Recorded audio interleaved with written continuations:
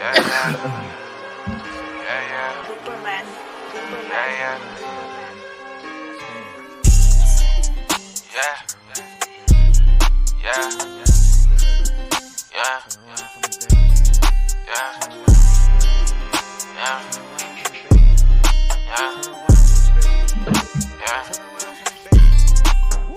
should spin around my way like the haters.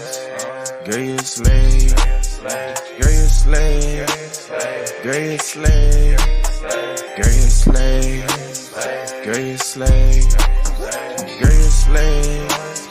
Girl, you slay. Girl, you slay. Girl, you slay. Go ahead, spin around. Let's go. Let's go. Are you ready? Bitch, you back? Wanna touch, wanna fuck, spin my way, love that ass. See you, girl. Take my cash, take my love, take my cash, take my love, accept my past. You should spin whoa, my way. whoa. All right, y'all. We here. We out here. We live. We back. Let's go. We here. We are live. We are back. It's the 2-for-1 show, man. It's your boy TPJ. The NBA season has come to a conclusion. Cheers to the NBA season coming to a conclusion, man. For the past 6 NBA seasons, my life has been a living hell during the NBA season because I got to know what I'm talking about when I get on here to talk shit with y'all. But I also love watching the games. I'm a dad now. I wasn't a dad when we first started the show. I'm also still working, still covering the game. So it's always an occasion when I get the opportunity to cover the NBA. So it's a blessing that we here. We are headed into our 6th playoff. Our fourth playoffs as Clippers reporters. So it's going to be very, very interesting. The first year that I covered them during the playoffs, they covered basically, like it was pretty amazing, like to cover that experience. I'm sorry, not they covered. I was going to say they played. They played the Warriors, and that was the Steph, KD, Draymond, Klay Thompson Warriors. So I got a chance to see that. Got a chance to see them lose in the conference finals versus the Bucks. I was one of the few, like probably 100 reporters to 1,000, not 100, but like 1,000 reporters in the world to have covered an NBA game during the pandemic. I covered multiple games, including the game when Luka and them beat the Clippers by 55. So it's been a very, very cool experience. I got a good show for y'all today. We just going to actually talk about the NBA, the play-in game, what we foresee happening, who we foresee playing who, how I feel. I'm going to talk my NBA awards at the end, and we're going to have some fun. But to open this off, I'm sorry, we gotta go there. We gotta open this shit off with Rudy Gobert and his punching of his own teammate Kyle Anderson. Let's see. Can I find the play? Okay, there we go. Let's go. Let's get right on into it, baby. Rudy Gobert punched the G. He stuck Kyle Anderson ass. Any of you NBA? No, matter of fact, fuck it. Rudy, Draymond want to call you soft. They want to call you soft. Any of you lame ass, weak ass NBA players out there think you can fuck with Rudy Gobert? Guess what? Think again. Think again if you ever want to call that man a bitch. He gonna be at your front door with 4 Frenchmen ready to destroy you. Don't you ever in your motherfucking life think you can call Rudy Gobert a bitch and he ain't gonna do nothing about it. He gonna stick you in your motherfucking chest. You better recognize who you dealing with. You're not dealing with when you deal with Rudy Gobert, you're not dealing with a regular individual. He will stick your ass in your motherfucking chest. Who you think you talking to like that, boy? I'm from France. You think this is a game? You think it's a game? You think we sit around all day eat motherfucking bread and shit and crumpets and shit? French fries and shit. I'm Rudy motherfucking Gobert. You better keep your motherfucking mouth to your motherfucking self, or guess what? Bitch, you gonna get stuck. Don't you ever in your motherfucking life think you can play with a real French motherfucker like me, boy? I'm sorry I had to translate for Rudy Gobert because they trying my man's way too much. They trying my man's way too much. Don't you ever in your motherfucking life with your big bald head ass think you could call me a bitch. And I ain't gonna do nothing about it. The fuck out of here. Now I get it. Sometimes your homie be like, man, your ass act like a bitch. Like, man, chill. Like, cool. But we on the sidelines. You grab a fucking rebound. You a bitch. Oh, I'm a what?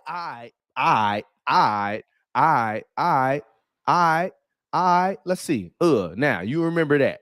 You want to call me a bitch? I'ma serve you some motherfucking French fries with a side of this Eiffel fist, you motherfucker. You think Minnesota cold? Wait till you see France. Don't ever in your life think you can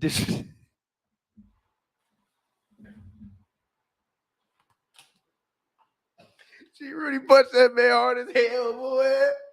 Now, look, the funniest part about this shit is, bro, is shout out to the woman trainer. She see it's escalating. She's like, Rudy, please calm down, Rudy. Calm down, Rudy. We do. Calm down, Rudy. Please calm down. He's like, no, I don't know what you want to say. You got a problem? You got a problem with me? Huh? Huh? You got a problem with me? Yeah, you got the problem with me? You grab a rebound. Nah, you grab a rebound. You little beanhead ass bitch. Fuck you saying, bitch. Boy, stop playing with me. Stop playing. Don't you ever look at Ant face, bro. Ant like, oh my God. We like, hey, yo. Look at Cat. Don't even know what's going on. You know what I mean? So you gotta play when you get hurt, baby. Funniest moment of the season. Torian Prince, by the way. Funniest part about this whole shit is Torian Prince pushed Rudy Gobert, right? But Anthony Edwards on this clip, he just sat there. So let's listen to what Draymond Green had to say about the whole incident, because obviously Rudy Gobert basically called Draymond classic. So let's see what he says.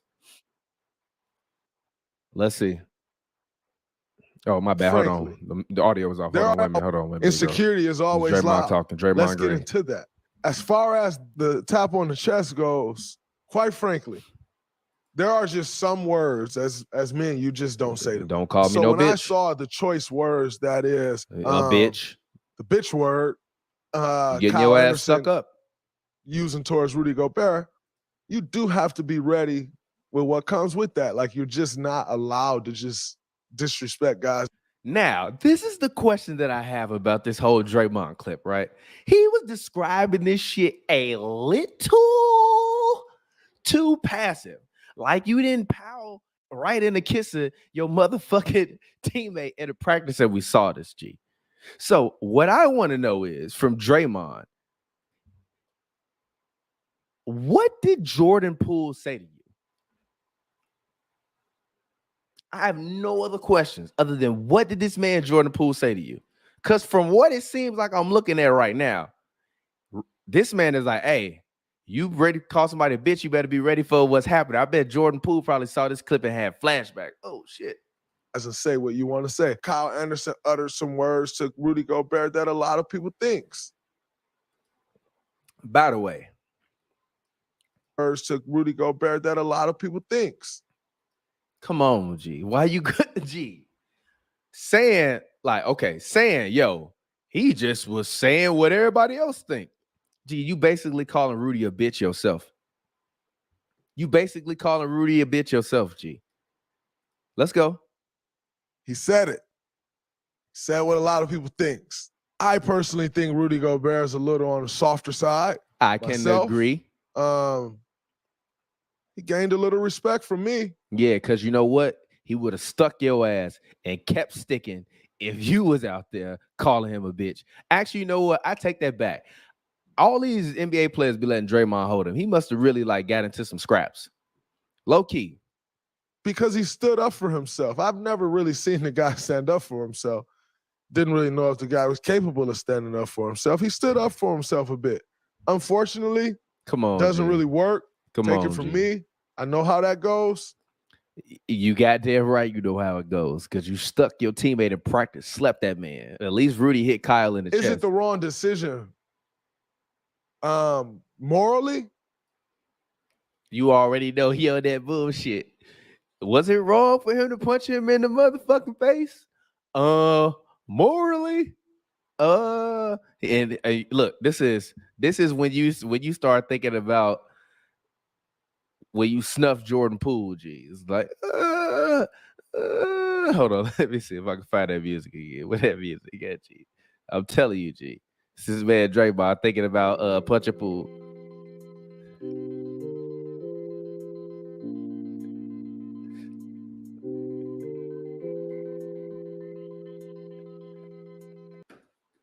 All right.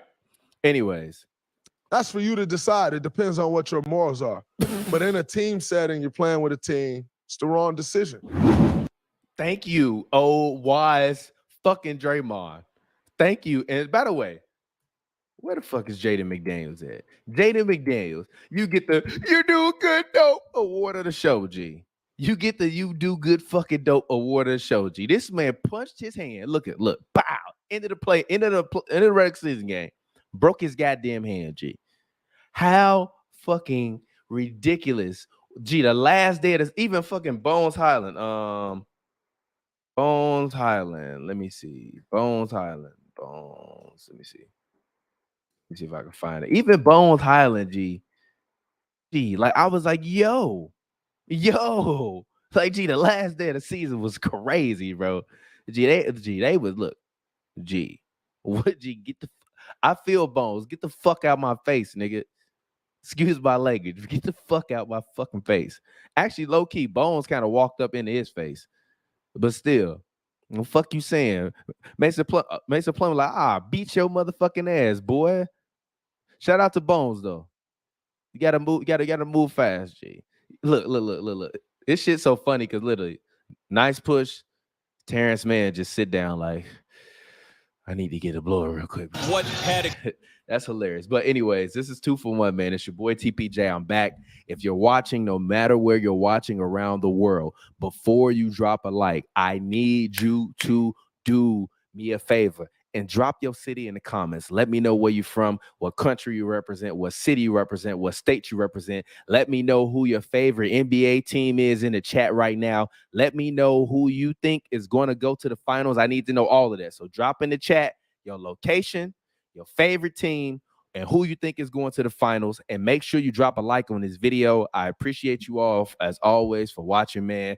2 for 1 show is a one-man show, so it's just going to be me ranting, talking my shit as usual. Shout out to everybody that's watching us right now on HNBmedia.com. Shout out to everyone that is watching us right now on youtube.com/hoopsandbrews. And also, I would like to give a big shout out to everyone who continues to listen to us through the podcast platforms, whether you're on Spotify, Apple, anywhere else. I love you guys. You guys are amazing. You guys are my favorites. You guys are the best. You guys are the reason why I came back to do this shit. And look at all these NBA credentials I got from all the games I covered, G. From a podcast, bro. From a podcast to all these credentials. It's crazy, bro. But anyway, shout out to y'all. Shout out to my man Christopher Kidd. I see you out there. Shout out to my man Kim Buford. Luis, you did not follow instructions. I said, where are you from, G? Where are you from? All right, okay, there we go. Shout out to my guy Luis, man. Shout out to Mexico. Shout out to everybody in Mexico, man. I appreciate y'all. I love Mexico. Mexico was one of my favorite places to go in the world.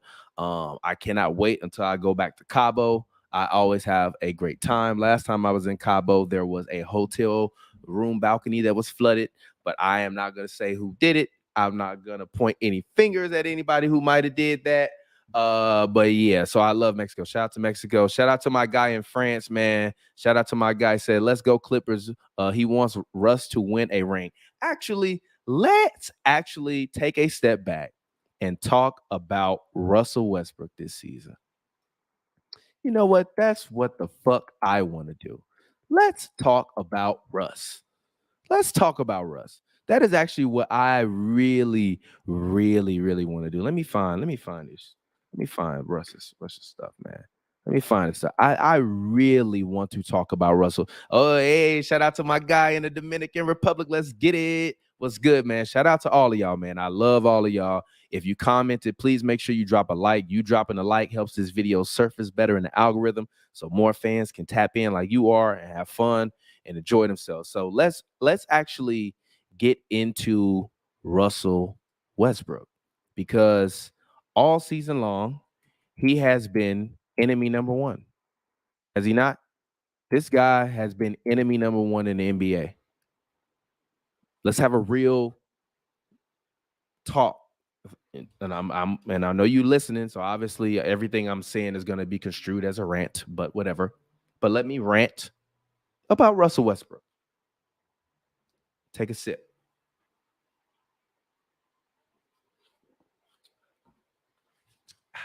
Let's go.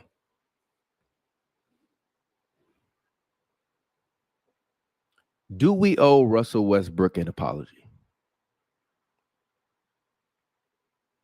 Has the discourse in the NBA sphere from people like myself, people like Pavi and Joel on Hoops and Brews, people like Scott on I'm Not Gonna Hold You, people like Shannon Sharp, people like Skip Bayless, people like Stephen A. Smith, people like Colin Cowherd, people like who else? I mean, everyone in the world has been critical of this man. Let's just be honest. If we having a real candid conversation about Russell Westbrook, Russ is a guy that has been through the ringer. Been through the ringer, man. Been through the absolute ringer. He's been embarrassed. He's been humiliated.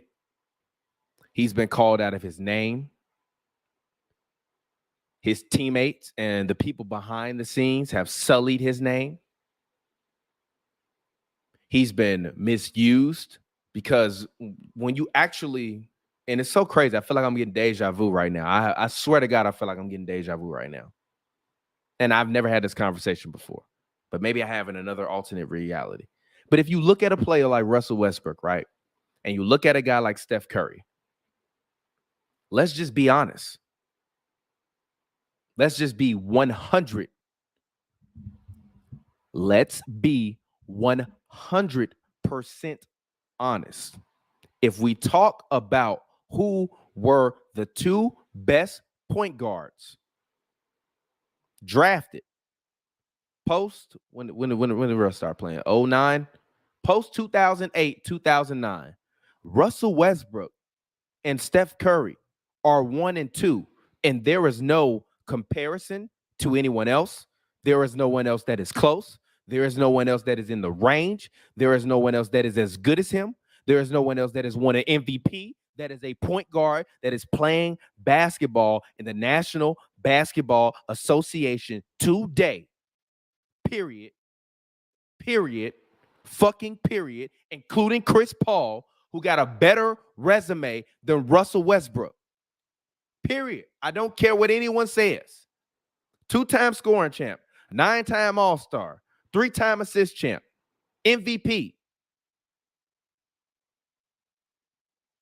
Plays night in and night out. Never a guy that you have looked at that wants to rest or load manage. Always has been a guy that might have shot too much, but he still was giving you 10 assists a game. I did not have the opportunity to watch Russell Westbrook night in and night out. Watch his preparation. Watch how he goes about playing a game of basketball and conducting himself as a professional until he got traded to the Los Angeles Clippers this year. And I have seen nothing but professionalism. He's the first one there. Kawhi Leonard used to be the first one out every game to go and warm up and shoot before the game, a couple hours before the game. That guy is Russ now. The hate, the vitriol, the disrespect that this guy that is a top 10 point guard of all time, to me, a top 5 point guard of all time, it's uncalled for. Look at his age.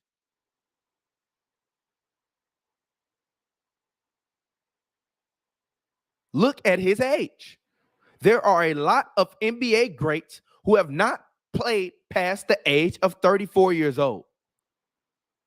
And I don't have a single stat on the board right now because I don't want to talk about stats right now. I want to talk about who the fuck Russell Westbrook is and has been, and how we've all, including myself, done him a supreme disservice by the way and the conversation that is surrounding him over the past 4 to 5 years. Whether you like it or not, whether you like it or not, whether you like it or not, whether I like it or not, whether you like it or not, that man has been to an NBA Finals early on in his career and had the fucking referee not fucked up the fouls when Kevin Durant should have got I believe it was KD that got fouled and they didn't fucking call it. The Oklahoma City Thunder would have won a championship instead of LeBron James and the Miami Heat. So at a certain point, I had to ask myself, what side of this shit am I on? Am I anti-Russ? If I'm anti-Russ, why am I anti-Russ? Why? Because he can't shoot now? He can never fucking shoot. Now, I will say this. I was at the Clippers game, Clippers-Lakers, and I was sitting next to Pavy of Hoops and Brews, which airs every couple weeks on HNBmedia.com. And I was like, yo, Russ, I was watching Russ OKC versus San Antonio conference finals highlights. And his jumper, the arc on it was just it was beautiful. Beautiful arc on the ball. If you look at his shots now, a lot of them are more line drives. I'm like, yo, Russ is better than Isaiah Thomas. Russ is better than John Stockton. Get the fuck out of here. Russ is better than Jason Kidd. None of those fucking guys won an MVP. And this is no disrespect to you, Fred, but none of those fucking guys won an MVP. None of those guys won an MVP. None of those guys averaged a triple-double. If Jason Kidd is the prototype, Russ is the 5.0. No, it's not close. It's not close. What happened when they lost 3-1? Kevin fucking Durant was the best player on the team. It's like us blaming Russ for the reason why the Lakers don't work. The reason why the Lakers didn't work was because you got a player that didn't work in the system and that would never work in the system with LeBron James. As I talked about on the last 2-for-1 episode, when I covered Lakers Clippers last Wednesday, when I was in the building, when I was covering it, you can go and you can get on this motherfucking channel, HNBmedia.com. You can see me there on the fucking sidelines before the game, watch him shoot around. And D'Angelo Russell practiced the majority of his shots from the left or the right hash to the corner. And he took corner three after corner three after corner three after corner three. Russell Westbrook is a career 30% three-point shooter. Why would you think if you stuck a 30% three-point shooter in a fucking corner that he gonna fucking make the majority of his shots when he been shooting fucking 30% from his whole fucking career? At a certain point in time, let's actually use our fucking brains here, G. I don't want to hear that shit. I don't want to hear about that back-to-back ring shit. Get the fuck out of here. You put Russ on that fucking Pistons team, and you put MVP Russell Westbrook on the Pistons team. It's no fucking competition. And he gonna be out there getting 10 rebounds versus the motherfuckers in the 90s. Stop. At a certain point, we gotta stop being disrespectful to Russ. Now, let's go ahead and actually bring up the numbers now. Hold on, wait a minute. Sorry. But come on, man. This man, we gotta stop. We gotta put some respect. 2-time All-Star MVP, 2-time scoring champ, top 75 player of all time. You look at his career numbers. His numbers are down. But he was doing all of this when he was the number 1 or number 2 option. This he can never shoot. Let's look at the numbers. Dead ass. Let's just field goal percentage. 3-point percentage. Let's read them off. 27%, 22%, 33%, 31.6% from the three-point line, 32.3% from the three-point line, 31.8% from the three-point line, 29.9% from the three-point line, 29.6% from the three-point line, 34.3% from the from the three-point line. Career highs was 34.3. That was his career high. That was 8 years ago. 29.8% the next year in 2017, 2018, 29% for 2018, 2019, 25% for 2019, 2020, 31%. I'm sorry, 31.5% in 2020 to 2021 when he's playing in Washington. He shot 29.8% as a Laker, and 29.6% as a Laker, and as a Clipper, he shoot 35% from three in 21 games, and he's taking 3.5 threes a game. Tell me a guy that is a career 30.5% three-point shooter is supposed to go to a team with LeBron James and Anthony Davis, whose sole purpose is to play in the middle of the lane, get fucking rebounds, and stick around the hole. When Russ' entire career, including when he was playing with Kevin, I do not like to grab more than 10 rebounds a game, Durant could still out-rebound Kevin. And you want to know why? Because he rushes and goes to the glass to start the break. How the fuck am I going to do that if LeBron James and Anthony Davis standing there? And then they just throwing me the ball while I'm standing in the corner, and I've never been a good three-point shooter. We, at a certain point, let's just be honest, G. We have done Russ a far and a vast disservice. We have. We really have. And y'all can tell me I'm delusional all you want to. And you can say, oh, he falling off. I don't give a fuck if he falling off. So is Chris Paul. Chris Paul ain't nowhere near the same caliber player he was before. He wasn't. Let's just keep it a buck. He's not anymore. He ain't been that, honestly, for 4 years. And I've been saying it. Y'all been calling me a fucking hater. But I've been telling y'all for 4 years that Chris Paul has been washed. Even if you look at the numbers, Russ really been washed for 2 years. But we also talking about a guy that averaged a triple-double for 3 years in a row. And technically averaged a triple-double 4 seasons. So, yes, everything looks pedestrian. But you telling me the Chicago Bulls couldn't use 15.9 points per game, 7.5 assists, and 5.8 rebounds a game? While Lonzo sit on a bench with his knee inflamed and hurt? Prayers and shout out to Lonzo. At a certain fucking point, we as the media, we as the fans, we as the motherfuckers on Twitter, gotta stop. Because even before Russ took off and became a 30-point per game scorer, he was still making all-star teams, averaging just a little bit more, like 5 more points a game than he is now. But he was taking 4 more shots a game. So if you give Russ 4 more shots a game, that's your 20 points a game. Still averaging more assists, more rebounds, 3-point percentage, 33%. Trash. Well, decent. 33% decent. 31%. 32%. Still all-stars. All-star when he was shooting 29% from 3. All-star when he was shooting 29.6% from 3. All-star when he shot 34.3%, which is career high. All-star when he shot 29.8% from 3. All-star when he shot 29% from 3. All-star when he shot 25.8% from 3. He shot 31.1% from 3 this year and 29.8% from 3 last year. What the fuck made the Los Angeles Lakers think that they were going to be able to stick him into a corner and it was just going to be fucking gravy and butter biscuits? What the fuck is wrong with you?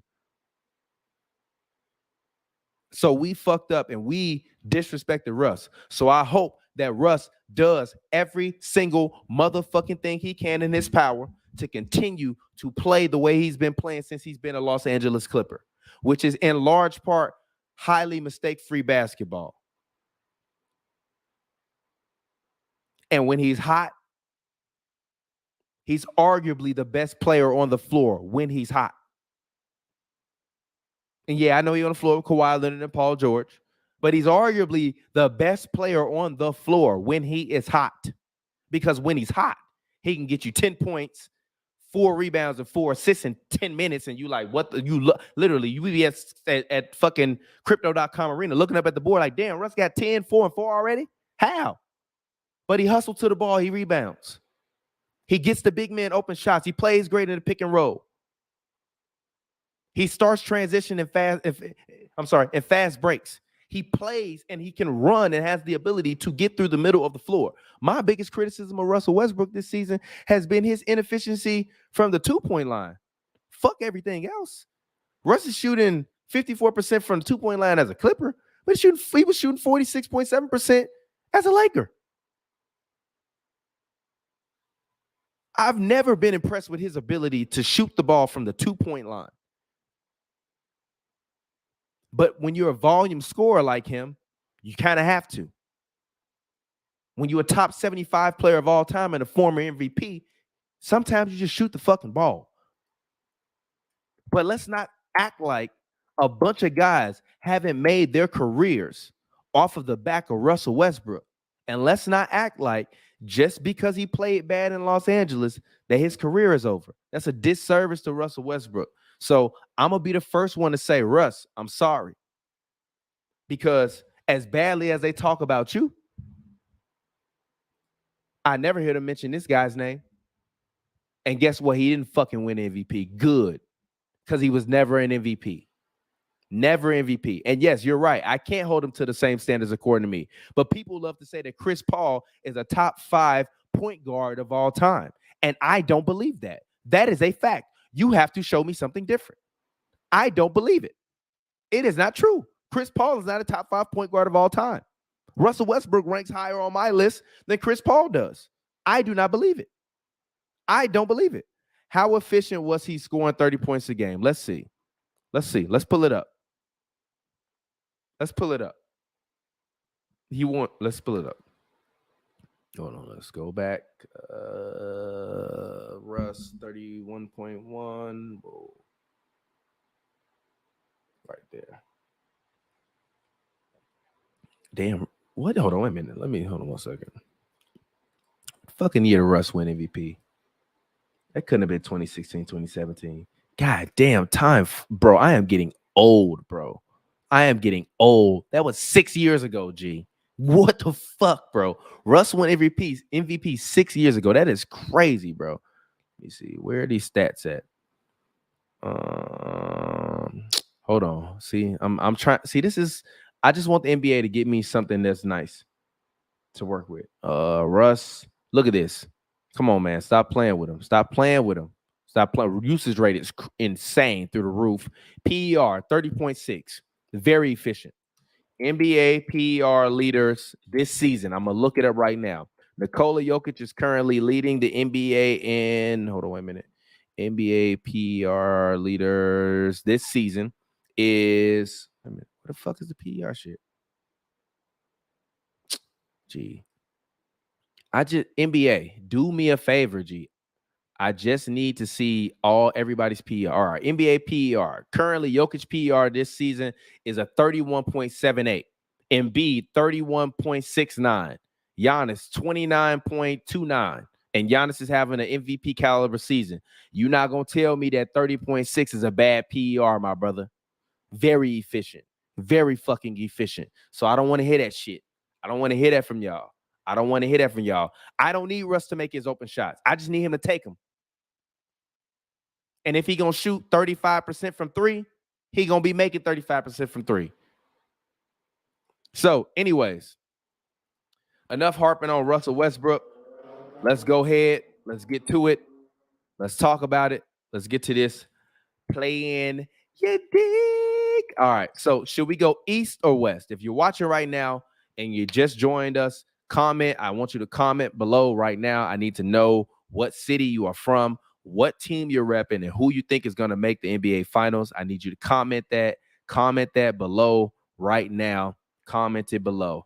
Let's go. Comment it below. If you're watching this right now, drop a like. If you're listening to this on iTunes, Spotify, Stitcher, anywhere you get your podcast, please make sure that you drop a like on this podcast or share it on your favorite social media platform. It is always appreciated by us at HNB Media. Sorry. There we go. Get a little more light in here. It was a little too moody. So let's go ahead. Let's get into it. NBA play-in. I'm going to talk about this series first. I'll be right back.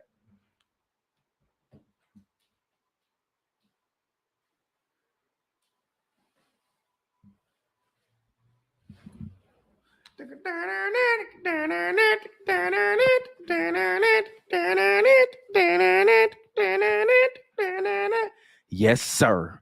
You already know. Bulls versus Raptors. Play-in game. Chicago is in the motherfucking building. I don't want to hear nothing from nobody. We finna come through. The Bulls finna have a great game. Zach LaVine is still mid, but DeMar DeRozan is gonna come through, give me the performance of a lifetime. I'm expecting 43, 5-3 from DeMar DeRozan in Canada to bring the NBA play-in to Chicago.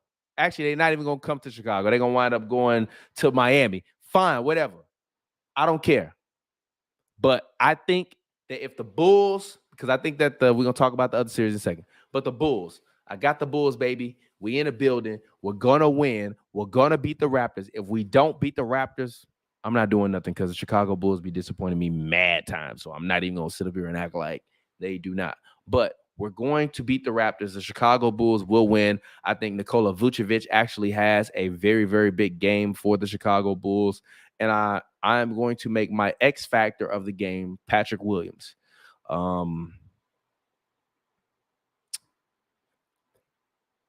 Even when I saw the Bulls play the Clippers, Patrick Williams' body frame, and I've been around him numerous times in person, it reminds me of a Kawhi Leonard-esque type of body frame.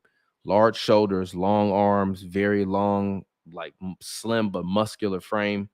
To me, I think Patrick Williams has to take it upon himself to, I don't know. I sometimes question if he believes that he can be as great as I think he can be.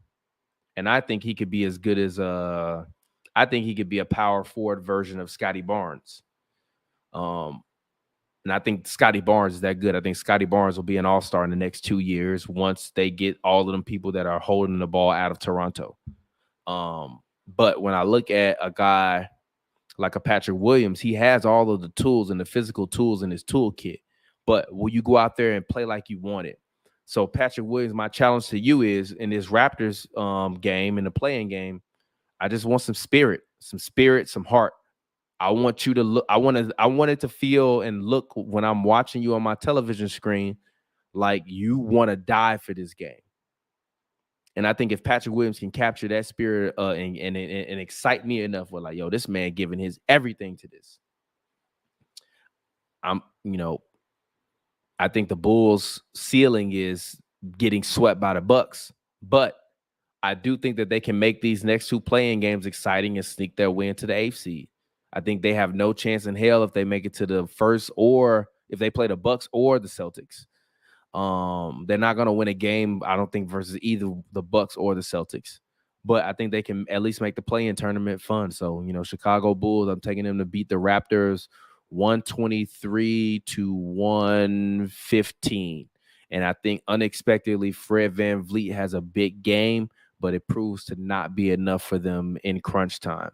And I think that they, win that game. And I think they go on to play the next matchup we have right here is the Miami Heat versus the Atlanta Hawks. I don't really know how to feel about this. Like the Hawks, they fired Nate McMillan and brought in Quinn Snyder. They've played marginally better to me. I just think Nate lost the locker room because I think Trae Young is a little temperamental. And when you're a temperamental, egotistical superstar, sometimes fuck the coach. Get him the fuck out of here. I don't want to see his face no more. And sometimes, guess what they do? They get him the fuck up out of here. So my question is to everyone else,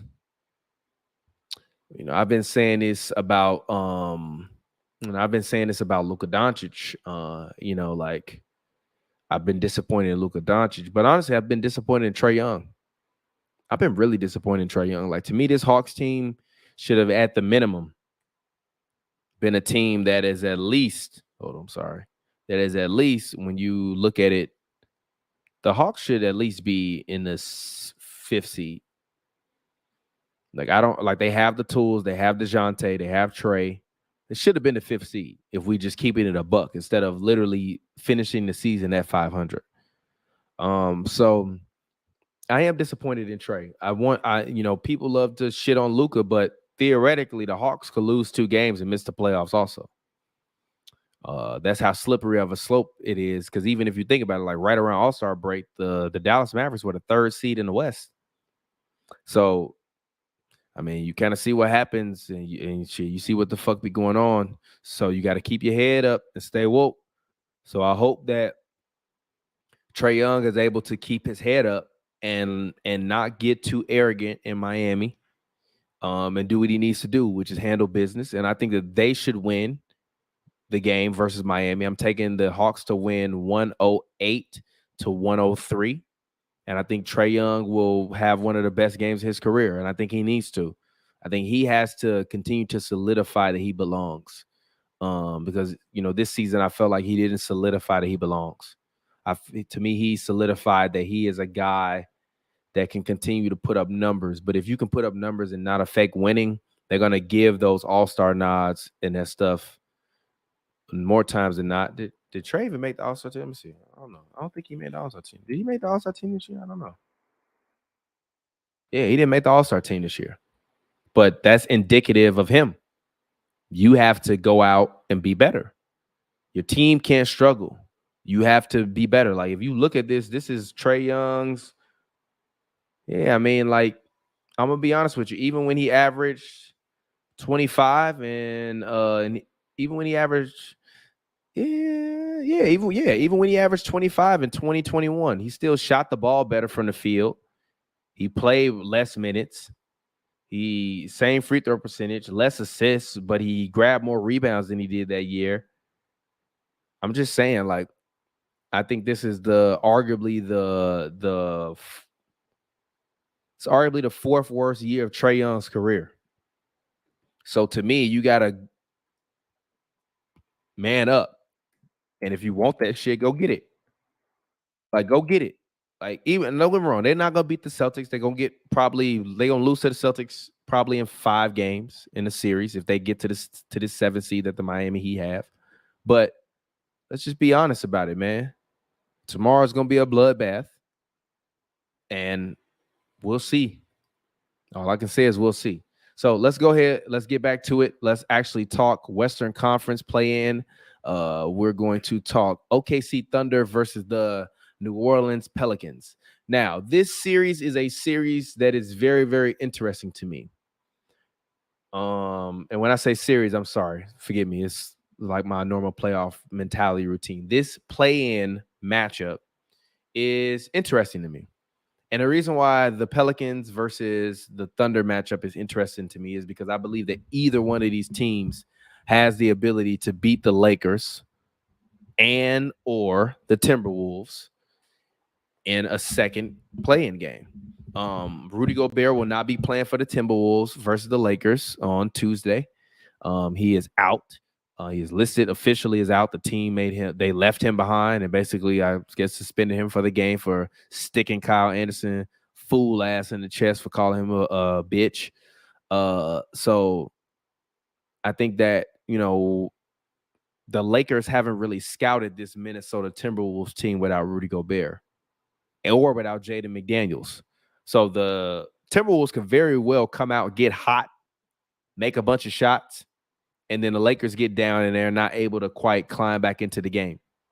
But I do think that this matchup for the Pelicans and the Thunder is a key matchup because if you're the Thunder, I don't really think you care too much about where you end up in the draft. You've had time to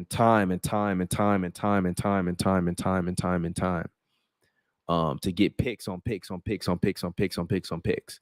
So the Thunder have so many picks. They got my future son pick. That's how many picks they got.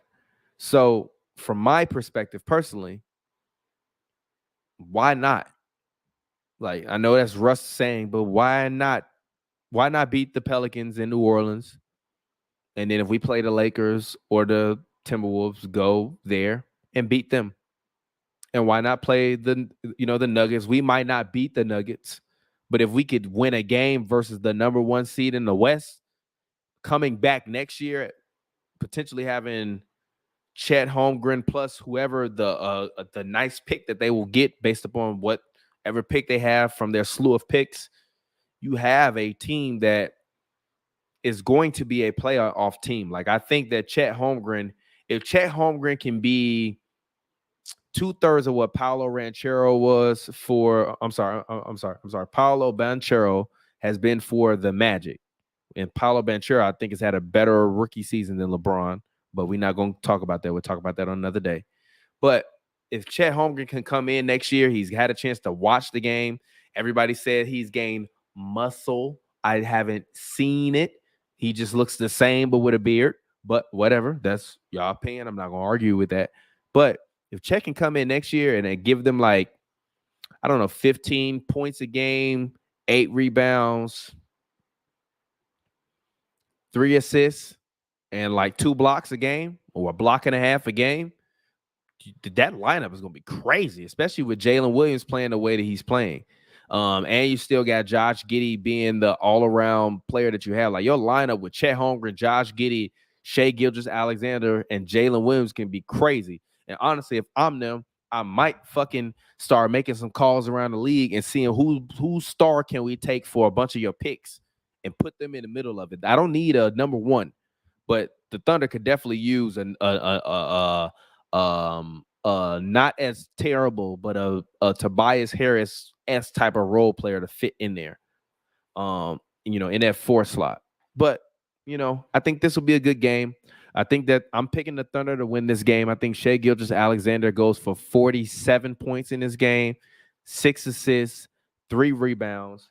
And I think that the Oklahoma City Thunder beat the New Orleans Pelicans, send them back to the drawing board, and they win the game 131-124.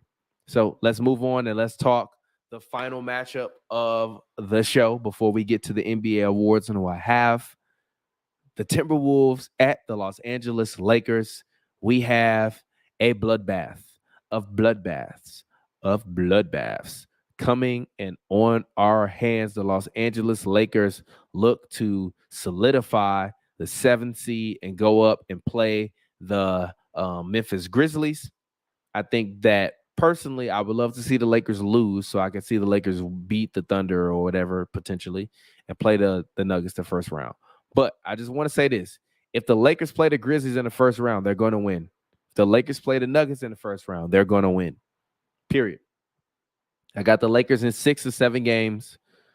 Period. In the story. I think they'll beat Jokic. I think LeBron and AD will make light work of Jokic and Aaron Gordon. And I think that D'Lo and Jamal Murray are about what is the same player. So I think they have a chance versus the Nuggets if they fall to the 8th seed. If they win this game, the play-in game versus the Minnesota Timberwolves, and they play the Memphis Grizzlies, I got them actually beating the Grizzlies in 6. Versus the Nuggets, I think the Lakers might win in 7. Grizzlies, I got them beating the Grizzlies in 6. I think that Steven Adams, PCL injury, if I'm correct. Steven Adams, I believe he has a PCL injury. Steven Adams has a PCL injury, so he's been out, I believe, about 4 months at this point in time. He is the only reason why I would have picked the Memphis Grizzlies over the LA Lakers. Because what Steven Adams does and what he brings and what he provides is rebounding. He provides grit and toughness, and he also provides great, hard brick wall screens. I don't know if Jaren Jackson is cut like that. I don't know if Ja Morant is cut like that. I think Desmond Bane is a nice player. He's a great tertiary option, 3-4 option. But I just don't have faith in them. So I think that the Lakers are going to win this game, even though I don't want them to win this game. But I think the Lakers will win this game 113-101, actually. I think this will be a fairly uncompetitive game unless the Timberwolves come out and start making a bunch of threes early. If you want to beat the Lakers, you have to make threes early, and you have to rebound and keep pace with them. But I will say this. If Anthony Edwards steps up and plays the way that I think he can, he will give us a generational performance. He will give us a generational performance. Genuinely. I think Anthony Edwards could drop 50 in Staples. I ain't calling it crypto, but I got Coach Chris on the line. Got our first caller, and guess what's good, bro? How you doing today? Yo, what's cracking, man? What's Love up? the pod. Thank you. Welcome to the 2-for-1 show. How you feeling today? Good, man. It's good to see you back out of retirement, man. I was scared.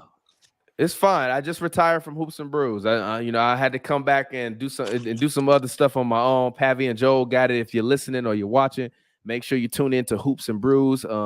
Airs monthly on HNBmedia.com. Make sure you go check that out. But how you feeling today, man? What you want to talk about today? I want to talk about I was probably too late, but no, it's fine. It's fine. I pretty much wrapped up my play-in preview, so we can talk about whatever you want to. Yeah, I guess it's just this is the final like aftertaste of the Rudy Gobert experiment and just how they kind of got finessed. Minnesota got finessed with giving up a bunch of picks and some personnel, and now they're not even gonna play with him in a must-win game. It just says a lot. Let me see. Hold on 1 second. I want to see how many games they won last year. Give me 1 second. Let me see. Because did they win more games last year? I saw a stat. They're winning more games without Gobert right now, Minnesota. Yeah, they technically won 4 more games last year, but also Cat was hurt last year. Yeah, Cat was hurt, but it's like. But Rudy Gobert has the top win shares on the Timberwolves this year. I'm looking at it right now. I just don't see the spacing working out. It was a lot of just yeah. I think the only issue I don't agree with is Gobert is kind of like that. He's like that last traditional center that doesn't really have a strong offensive game, defensive minded, can only like operate in the post. Like he's like the last of a dying breed in the league. So I mean, I'm gonna be honest. I respectfully disagree, but the reason no. But the reason why I respectfully disagree is because Cat got hurt. Cat got hurt, and also there was a clear disconnect on the floor when D'Angelo Russell was on the floor with Anthony Edwards. Anthony Edwards to me is like a baby Michael Jordan. You have to feed Michael Jordan. You can't let Steve Kerr dribble the ball up every time down the floor and just get a ball to Mike. Sometimes you just got to get a ball to Mike and get the fuck out the way. And I think too many times D'Lo was like, no, I'm D'Lo. I can score. Let me get my shot off. And Anthony was like, yo, throw me the fucking ball. So I think now with Mike Conley, I think he's going to be in Minnesota probably to stay. They might, even if his deal is up, they'll renew him because he's the perfect point guard for this team. He want to run a pick and roll. He'll shoot an open three, and he'll do his best to try to get Ant the ball. So the only thing that I will say in regards to Rudy is like, I'm not going to solely say that I think this is not going to work because I think that they've only had what can be the truest form of their team for about 10 days, actually. But if you want to include after the trade deadline for like 2.5 months. So to me, I think we still have to give this at least one more season to see how we feel. But also at the same time, I honestly would trade Cat. Dang, just get rid of Cat. I'm going to be honest with you because to me, this team is Anthony Edwards' team. It's not Carl Anthony's team anymore. Yeah, I definitely see like if I had to pick who was I gonna build around, I'd probably want to build around Edwards instead of Cat. Cat's a little bit more injury prone. His game's not as complete, both sides. Yeah, like Anthony Edwards wants to play. Yeah, and he said it numerous times. Like my goal is I want to play every game so the fans can see me. But even with Cat being injury prone, it's not even about that. I just think if you lost assets with having Rudy Gobert, I have not seen anything negative with Rudy Gobert on the floor with Anthony Edwards, other than Rudy Gobert losing a lot of his defensive principles since he came to the Timberwolves and offensive principles because Rudy was a much better screener in Utah. But I felt like his coach commanded him to screen harder. This season, Rudy has picked up a lot of offensive fouls in games where he's had 2-3 offensive fouls in one game. Just set screens better. So I think Rudy needs to come in next year working on his finishing and trying to finish more around the basket and setting and get back to setting the screens he used to set for Donovan Mitchell. And if you can do that, to me, I would trade Carl. I would trade Carl Anthony Towns. I would call up a team with some young assets and some picks and say, yo, do you want Karl Anthony Towns? I damn it might call up the fucking Thunder. I was just thinking of Thunder. They got a lot of versatile pieces. If you give me if the Thunder don't wind up getting Chet, or even if they do get Chet, I would say, yo, if you give me Jalen Williams and like 3 picks, I'll give you Cat. And I think the Thunder would do it. Yeah, the Thunder, they'll let that go. They got enough picks coming in. They can kind of just. Yeah, I mean, and you still have Josh Giddey. You still have Shea. So you still have 2 guys that are primary ball handlers on the team that can play with him. And theoretically, you kind of really don't. Like, yeah, you want Chet to play down low, but with his foot injuries, you don't really want him in the post banging with everybody. You would much rather say, hey, Chet, we're going to turn you into more of a Kevin Love stretch 4 type of player. And then you create when you in the game with the bench. And then we're going to have Cat play center, which is what he's comfortable at.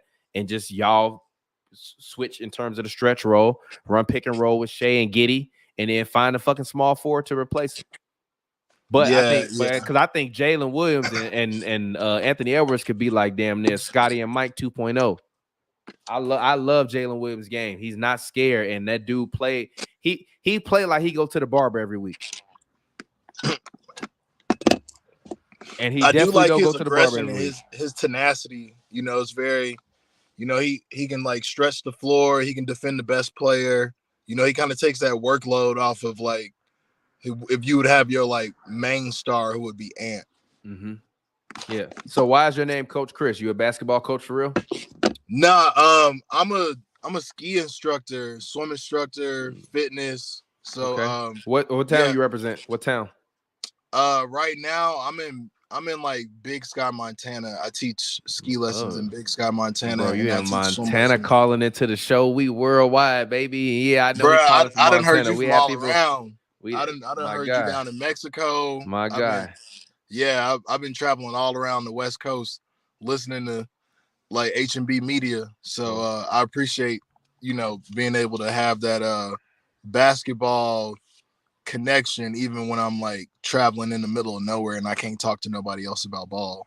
No, thank you. I appreciate it. The funny part is like people was like, oh, you returned back to podcasting. It's like, nah, I didn't even retire from Hoops and Brews. I just kind of retired from having to. It's just a lot that comes with like doing Hoops and Brews and like getting it. And that's like a full scale production every week. I could just cut this shit on, be able to talk with people and really connect. And the reason why I really came back to do the show because I got to avoid where I'm like, damn, it ain't really no good sports podcast for me to listen to or that I like, that I feel like it's like one of the guys other than, the normal stuff that we normally see. And like, I fuck with the Ringer. Shout out to my guy Was at the Ringer. But I just meant just like kind of under somebody wing kind of thing. So I was like, you know what, man, I'm gonna start back doing my 2-for-1 show. And y'all continue to tune in and comment, tap in, call in. So I definitely appreciate it. So go ahead. What's your final hot takes before we get ready to get up out of here? My final hot take is you can't win with a ball dominant guard like Luka Doncic, and Dame is not going to get a ring in Portland. Dame will definitely not get a ring in Portland. But okay, so I need you to expound upon. You can't say what you say about Luka, and then I need some more explanation. Talk to me.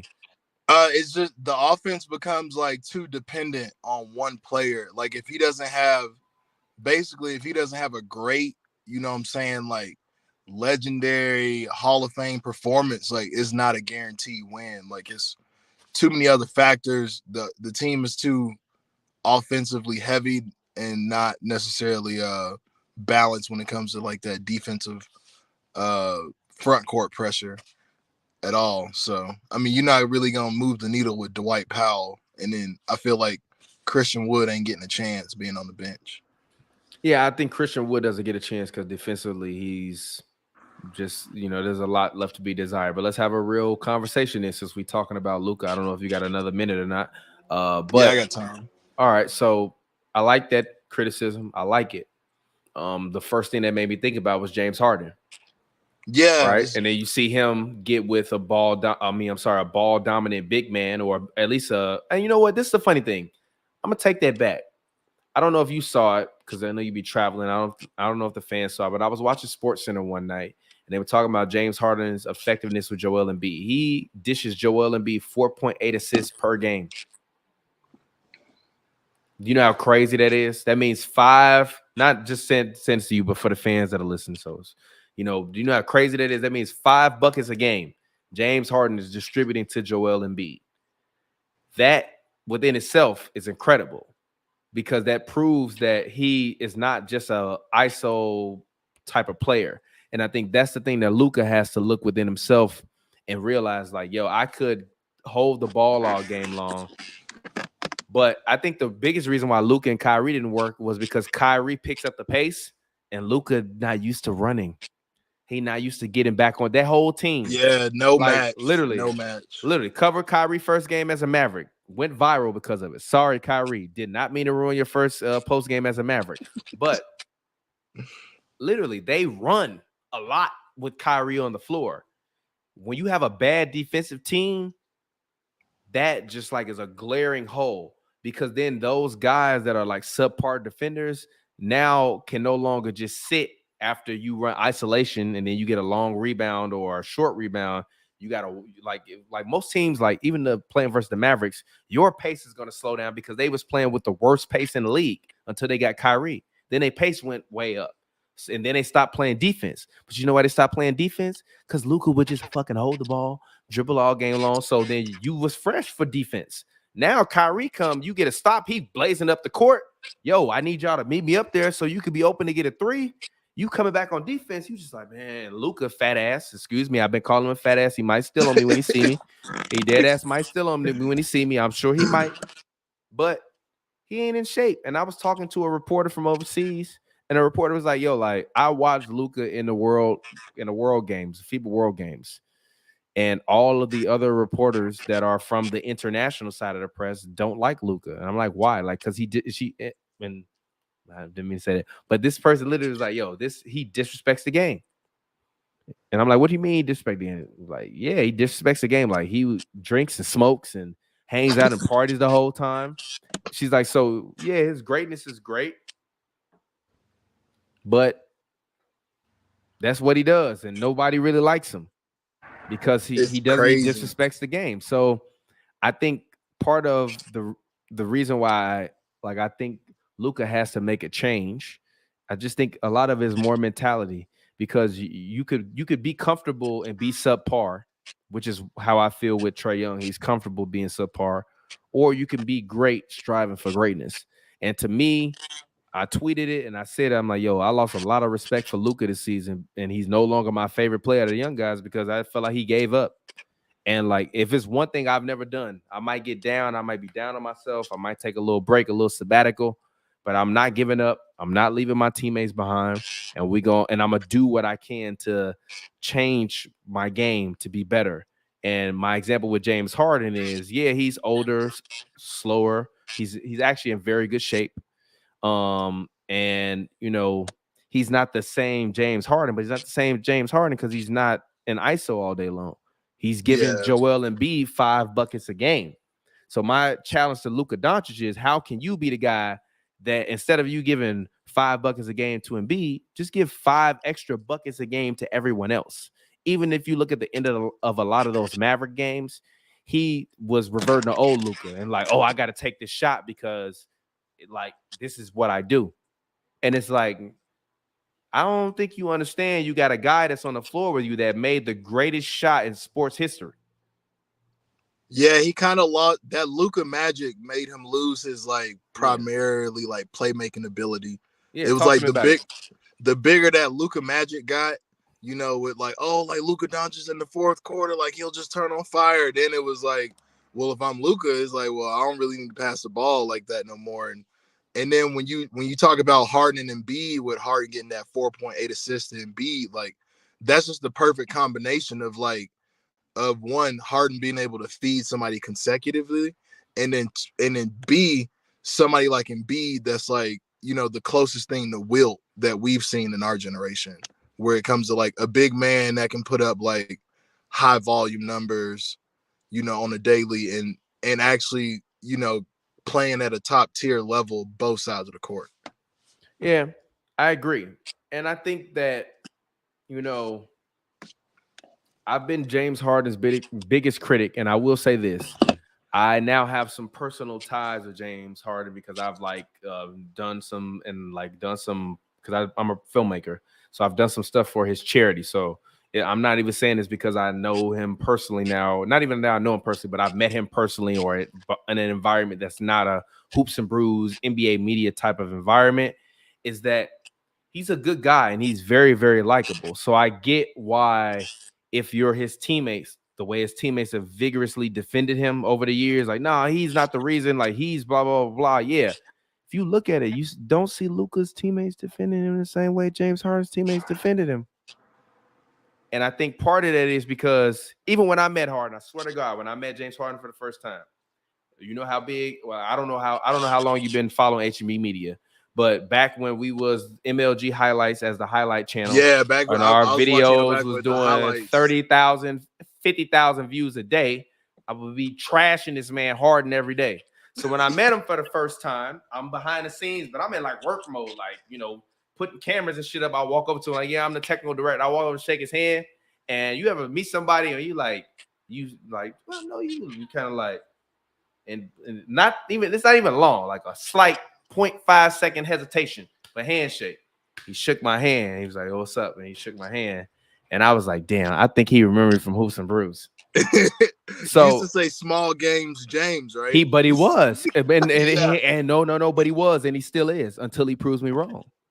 What part of that is just fatigue since he's such a high he was in Houston, he was a high usage player.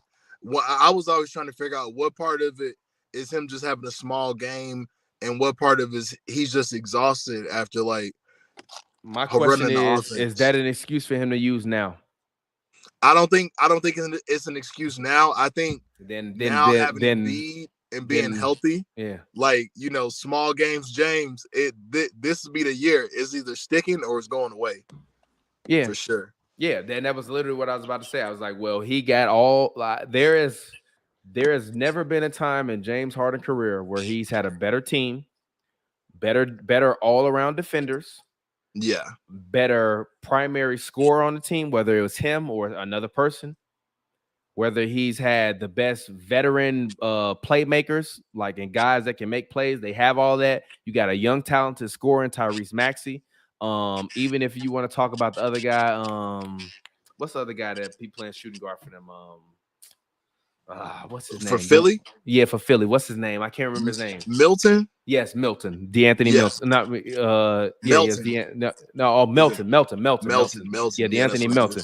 I like DeAnthony Melton, and I think he's done a great job in his role. So Harden has no excuses. You either go out there this year and you win, or you don't. And if you don't, I don't want to hear any excuses.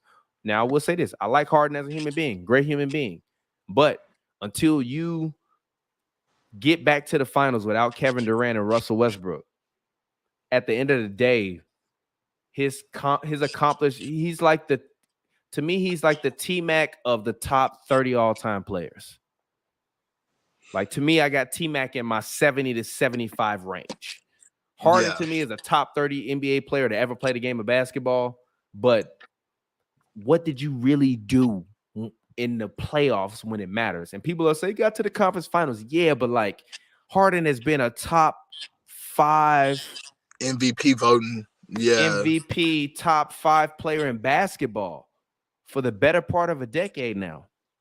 Even now, like, we love to denigrate him in the same way I went on a rant a little bit earlier about Russell Westbrook. Harden's numbers are as good as they've ever been in his career. He's just not scoring 30, but he's giving you 5 assists to Joel Embiid. So he was leading the league in assists too a couple times. Yeah, so it's like, if I want to turn into Magic Johnson after I just spent time averaging 35, so be it. So all I really want to see from him is, can you win? Can you win? That's the only question I have for James Harden. Can you win, or can you, even if he lose the championship, even though Tatum lost the finals and made a fucking mockery of himself last season in the finals, you ain't let him live that down. He made it though, but he made it, and he made it because he realized that he has another guy on the floor that if he's not better than him, on his best day he could be as good as him. So let's work in tandem and together. And Harden has realized that with Embiid. But Luka has not realized that with Kyrie Irving and his teammates, and that is why they continue to struggle. So, Coach Chris, I appreciate you. I'm about to get up out of here. Let the people know where they can find you at on the internet. Thank you for calling in. I appreciate it. Talk to them. Let us know. Yo, appreciate having me on the show. You can find me at Muscles on the Move, at Muscles on the Move on Instagram. That's my main one. And yeah, if you want to support the merch, adventureallens.com. I sell a bunch of like hoodies, t-shirts, and stuff like that, ebooks. All right, my guy, Chris, thank you very much. I appreciate you for calling to the 2-for-1 show. Now you'll be able to listen to this podcast and a podcast version if you want to and be like, damn, I was on there. Shout out to you. Thank you for being a part of HNB Media fam. Thank you for contributing with your comments, your patience, your appreciation, and your views. I appreciate it, man. Thank you very much. Yeah, bro, no problem. And thank you, man. You hooked me up with I was writing articles for y'all last year. Oh, my God. Yeah. My God. My God. By the way, I just want to say, nobody can ever tell me that as a black man, whenever I get some money, I'm always trying to help my black brothers out. So thank you for writing amazing articles. If you all haven't checked those articles out, you can go to Slick Sports. It's Baron Davis's platform. We were running the editorial for it a year ago. Chris dropped some amazing articles. Great writer, inquisitive mind. So make sure you go follow him, support his merch. And I appreciate you, Chris. Thanks, brother. I'll talk to you next time. Take it easy. Peace. All righty, fans. Let's go ahead. Let's get ready and let's get ready to get up out of here. But before we get up out of here, we got to talk MVP, man. Who is TPJ's MVP? I said last week it was Joel Embiid. I said 2 weeks ago it was Giannis. I've been debating on if it's Jokic. Now that we're here, MVP is Joel Embiid. I give it to you. Like I truly, I gotta give it to you, brother. Like I thought it was Jokic, and then I think that the NBA discourse and this whole everyone, including Kendrick Perkins, making everything so racial, just made Jokic be like, "Yo, fuck this MVP. I got 2 of them. I'm one of the top 100 basketball players that play. Fuck this fucking MVP." And he said, "Fuck it." And then B said, "All right, this is my opportunity to seize my moment." And he went in and he did what he needed to do, and he seized his moment. So, I can't do anything but tip my hats to Joel Embiid and say, man, good job and congratulations. And I hope that you actually do win the MVP. If you come up second, it will be a travesty, but I do believe that you were my MVP of the season. As far as let's continue to talk awards, NBA Sixth Man of the Year. Y'all not going to like it, but I'm going to give it to Emmanuel Quickley. People will probably say Malcolm Brogdon, but Knicks fans posted the stats earlier. There's no comparison. Emmanuel Quickley has surpassed Malcolm Brogdon in almost every statistical category off the bench. So I will give it to him. I'm not going to give it to Russ because Russ has started the majority of the season, although it would have been nice for him to have. Had he stayed a Laker and they made the play-in, he might have gotten sixth man. But now I don't think Russ deserves to get that award. Most improved player this year, I'm going to actually give most improved player this year. Hold on, did he win it before? I'm going to actually give most improved player this year to Jalen Brunson. I think without a doubt, he has solidified himself as one of the best players in the NBA. No, I'm not giving it to Norm Powell. I love Norm Powell, but no. I think Jalen Brunson has solidified himself as one of the best players in the NBA, as one of the best young point guards of this generation. Now, he might be a one-time, two-time All-Star, but he will be a guy that my sons and your sons and their sons or their daughters and their daughters will remember as like, yo, he was a good sixth man. And a good, I'm sorry, my bad. Powerful sixth man. Nah, I'm sorry. No, I'm sorry. He confused me because I'm reading comments and talking at the same time. But most improved player, I still got Jalen Brunson. I just think that he has shown me that he played well with Luka Doncic, but can you run a team without a guy that can average a triple-double? I didn't see that last year. I didn't see him pulling that dog out of him. Like, he literally was the reason D Rose never got off the bench. Him and Quickly. They played so well. that D Rose never got off the bench. So Emmanuel quickly for sixth man of the year, Jalen Brunson for most improved player, defensive player of the year. I'm going to give it to Jaren Jackson, but that's just off of like stats and like, yeah, I feel you. All NBA first team, Joel Embiid, Giannis Antetokounmpo, and I have who's been the best point guard this year? Tatum, it will be my forward. And I have Steph Curry, and I think this might be his last All-NBA team. And for my shooting guard, let's see. I don't know.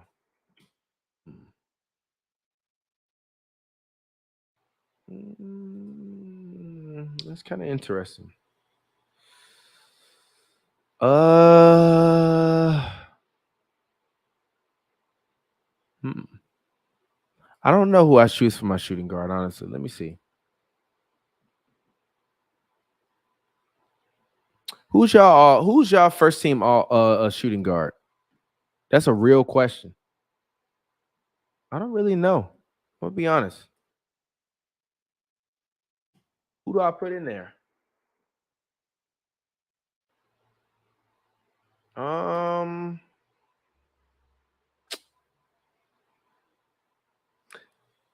Man, if we keeping it a bean, it's got to be Luka. It's got to be Luka because he's a point guard. So Steph Curry, Luka Doncic, Jason Tatum, Joel Embiid, Giannis Antetokounmpo, my first team. My second team, I'm going to go with Joel Embiid. I'm going to go Dame Lillard. I'm going to go Shai Gilgeous-Alexander. I'm going to go Julius Randle. And for my third small forward, I'm going to go Kevin Durant. Third team, I'm going to go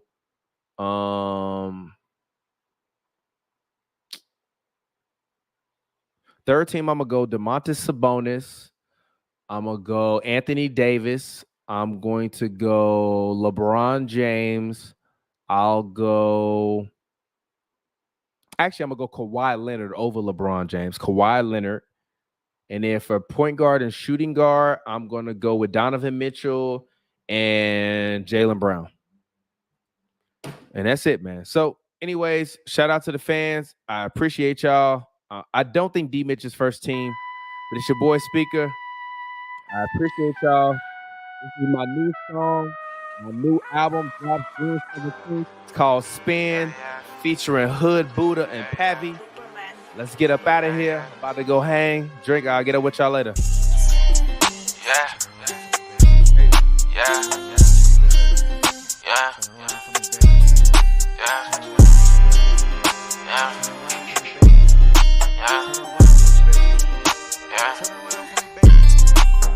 You should spin around my way like the haters.